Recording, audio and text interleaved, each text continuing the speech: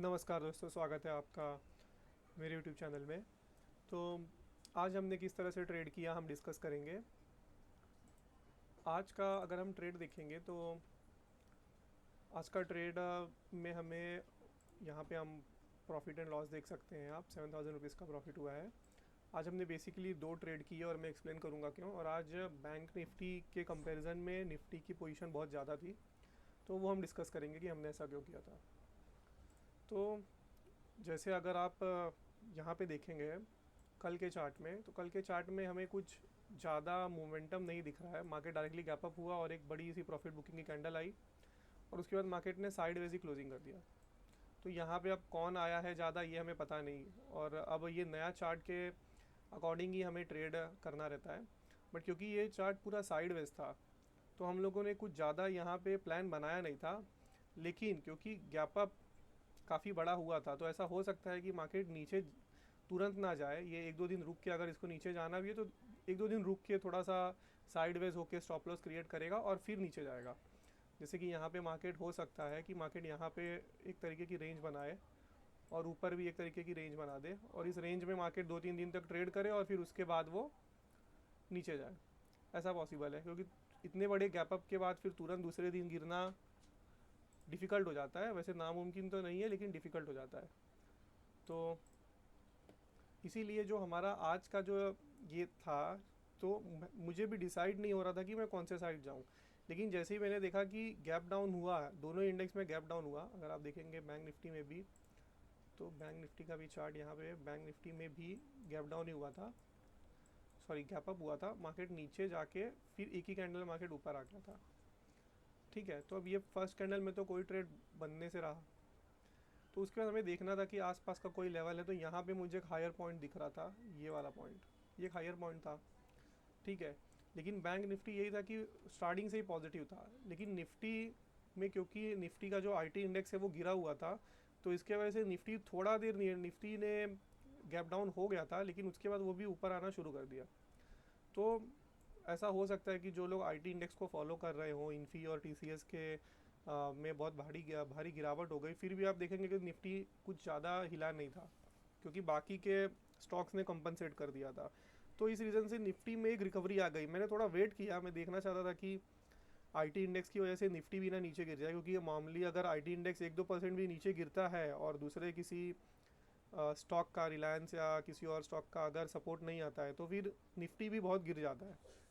Half और 1%, half and 1% गिर सकता है। लेकिन आज ऐसा नहीं था क्योंकि मॉर्निंग में जब ये स्ट्रॉन्ग कैंडल बनी तो ही सेंस हो गया था, फिर ग्रीन कैंडल बड़ी बड़ी बनने लगी। तो यहाँ पे अब आ गया क्लोजिंग प्राइस। तो हमने यहाँ पे डिसाइड कैसे किया कि हमें बाइंग में जाना है। बहुत सिंपल सा था, मेरे को एक्चुअली में कुछ श्योर नहीं था, लेकिन ये जो क्लोजिंग प्राइस के जैसे ही मार्केट ऊपर गया, ऊपर जाने के बाद मार्केट ने यहाँ पे आप देखिए दो तीन कैंडल मार्केट यहाँ पे रुक रहा था, सपोर्ट ले रहा था काइंड ऑफ। ठीक है, तो यहाँ पे तो क्लोजिंग प्राइस का मार्केट सपोर्ट लेता हुआ दिख रहा था। तो इन द एंड में, और अगर हम देखेंगे बैंक निफ्टी, तो बैंक निफ्टी निकल गया था ऊपर। बैंक निफ्टी में तो क्लोजिंग प्राइस का ब्रेकडाउन वगैरह, सॉरी ब्रेकआउट वगैरह करके बैंक निफ्टी एकदम ऊपर चले गया था। यहाँ पे देखिए क्लोजिंग प्राइस का एक बार नीचे आया था, वो तो एक ही कैंडल में आया था और फिर उसके ऊपर चले गया, और बैंक निफ्टी इस टाइम पे बहुत बुलिश हो चुका था। तो अब बैंक निफ्टी में तो मुझे ऐसा लग रहा था कि ऊपर तो ये भी जाएगा नो डाउट, लेकिन मुझे लगा कि निफ्टी के अंदर ज़्यादा अच्छी अपॉर्चुनिटी है। क्योंकि यहाँ पे दूसरा रीज़न काम कर रहा था, क्योंकि निफ्टी आईटी के जो दो बड़े स्टॉक्स हैं, इन्फी एंड टीसीएस, ये बहुत ही भयंकर गिरे हुए थे। तो इसके लिए मुझे लगा कि निफ्टी में मुझे लेना चाहिए ट्रेड। तो मैंने निफ्टी में यहाँ पे एक छोटा सा ट्रेड बनाया था। अगर आप देखेंगे तो 923 के अराउंड मैंने यहाँ पे बाइंग पोजीशन की थी, 924 923 के अराउंड। तो ये जो पहली पोजीशन थी मैंने यहीं पे बना दी। अब मुझे ये वाले कैंडल में मैंने बना ली थी क्योंकि, और इसमें मेरा स्टॉप लॉस काफ़ी छोटा था। अब देखिए थोड़ा सा ये आगे पीछे हो गई पोजीशन, नहीं बराबर है। तो ये स्टॉप लॉस यही था कि क्लोजिंग प्राइस के नीचे जैसे ही जाएगा, यहाँ पे ये स्टॉप लॉस उतना ही था।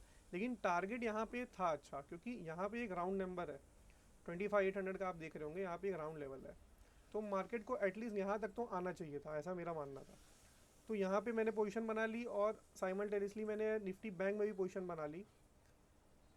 लेकिन उसी समय क्योंकि निफ्टी बैंक सुबह से ही ऊपर जा रहा था तो ये पहले अपने रेजिस्टेंस के पास आ गया। तो यहाँ पे वो थोड़ा सा रुकने लगा, ट्रेड करने लगा। हालांकि मुझे पता था फिर भी, क्योंकि निफ्टी बैंक में हम पोजीशन बनाते ही बनाते हैं, तो इसके लिए मैंने निफ्टी के साथ साथ, निफ्टी के 3 लॉट के साथ साथ 2 लॉट जो अपने रेगुलर निफ्टी बैंक का हम करते हैं, वो 2 लॉट मैंने निफ्टी बैंक के बराबर लिए थे। तो बात ये कि निफ्टी बैंक ने भी हमें 70 पॉइंट का मोमेंटम दे दिया। हालांकि मुझे 100 पॉइंट मिनिमम चाहिए था, बट मैंने और रुकना उस समय सही नहीं समझा, क्योंकि मुझे लग रहा था, क्योंकि अब अगर आप यहाँ पे देखेंगे तो मार्केट जैसे ही यहाँ पे 800 का मार्केट ने ये टच किया, ऑलमोस्ट उसके करीब गया, तो मार्केट ने एक रिजेक्शन की कैंडल दिखा दी। फिर मैं थोड़ा रुका, फिर से मार्केट जब सेकंड टाइम टच गया तो उसने, अब आप देखेंगे कि इसका जो वीक है ये वाली कैंडल का, ये वीक ने ये कैंडल का हाई को तोड़ दिया था, बट फिर वो नीचे आ गया।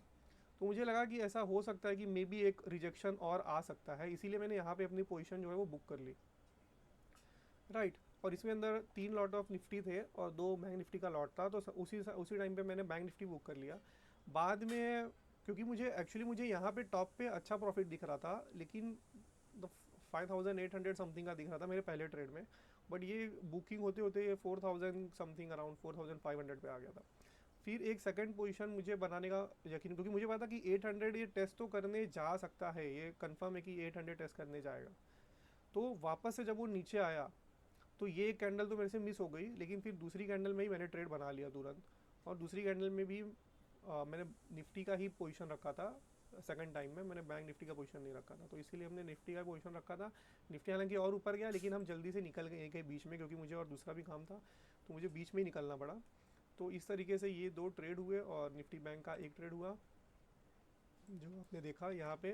निफ्टी बैंक भी बाद में 120 पॉइंट के आसपास गया था ऊपर, लेकिन क्या है कि इसके अंदर ऑलरेडी यहाँ पे जो हायर पॉइंट है उसका ब्रेकआउट हो चुका था, तो मैंने यहाँ पे अवॉइड ही किया ट्रेड करना, क्योंकि क्यों खामखा ट्रेड करें जहाँ पे हमें लग रहा है कि लॉस हो सकता है। और आप देखेंगे उसके बाद मार्केट एक बार ऊपर गया, फिर मार्केट ने वो हायर पॉइंट नहीं क्रॉस किया, क्योंकि यहाँ पे स्टॉप लॉस ही खत्म हो गए। अब मार्केट को स्टॉप लॉस क्रिएट करना पड़ेगा, तो मार्केट ने यहाँ पे स्टॉप लॉस क्रिएट किया दोपहर के टाइम में, फिर सेकंड हाफ में मार्केट एक बार ऊपर गया। तो इस तरह से आज हमने ट्रेड किया था। अब कल का अगर हम देखेंगे चांस, तो ये इस चार्ट के हिसाब से अगर देखें तो मुझे लग रहा है कि मार्केट कल भी साइडवेज रह सकता है। आप देखेंगे कि क्या कल का क्या डायरेक्शन होता है। अदरवाइज एक अप साइड का भी मोमेंटम आ सकता है, अगर आप देखेंगे कि, क्योंकि मार्केट ने आज नीचे साइड से ऊपर गया मार्केट, और यहाँ पे सेकेंड हाफ में एक बार अच्छा बाइंग का मोमेंटम आया था, फिर सेल ऑफ हुआ है। तो अगर ये लो कल हम सपोर्ट, कल ये लो नहीं टूटता है, तो अच्छा अपसाइड का मोमेंटम मे भी मिल सकता है, ये हायर पॉइंट को वगैरह टेस्ट करने मार्केट जा सकता है। चलिए ठीक है, आज के लिए इतना ही। कल का मार्केट हम कल देखेंगे। तो वीडियो में बने रहने के लिए धन्यवाद।